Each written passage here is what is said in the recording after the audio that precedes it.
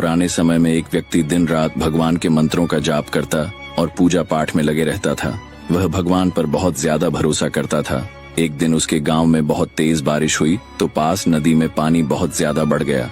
बाढ़ देखकर गांव के लोग सुरक्षित स्थान पर जाने के लिए निकलने लगे। उस समय भक्त ने सोचा कि जब तक भगवान खुद मुझे बचाने नहीं आएंगे, मैं ये गांव छोड़कर कहीं नहीं जाऊंगा। गांव के कुछ लोग उसके पास पहुंचे और उस भक्त से कहा कि आप भी हमारे साथ चलिए, ये गांव बहुत जल्दी डूब जाएगा, हमें तुरंत किसी सुरक्षित स्थान पर पहुंचना होगा। भक्त ने लोगों से कह दिया कि मुझे भगवान पर भरोसा है, वे अपने भक्त को कुछ नहीं होने देंगे, वे स्वयं मुझे बचाने आएंगे।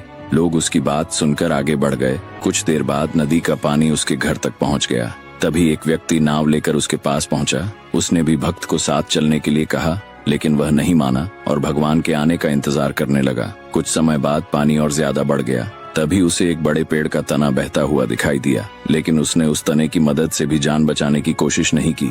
अब वह भगवान के मंत्रों का जाप करने लगा और डरने लगा।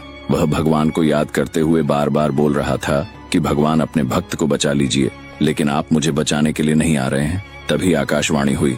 भगवान ने उससे कहा कि मैंने तुम्हें बचाने की 3 बार कोशिश की है। मैंने ही सबसे पहले गांव के लोगों को तुझे बचाने के लिए भेजा था। इसके बाद एक नाव वाला बनकर मैं खुद आया। इसके बाद मैंने पेड़ का बड़ा तना भी तेरे पास भेजा, लेकिन तूने अपनी मूर्खता की वजह से इन अवसरों का उपयोग नहीं किया। सीख, जो लोग सही समय पर सही अवसरों का उपयोग नहीं कर पाते हैं, वे परेशानियों से कभी भी बाहर नहीं निकल पाते हैं। इसीलिए अवसरों को पहचानें और सही फैसला कर लेना चाहिए।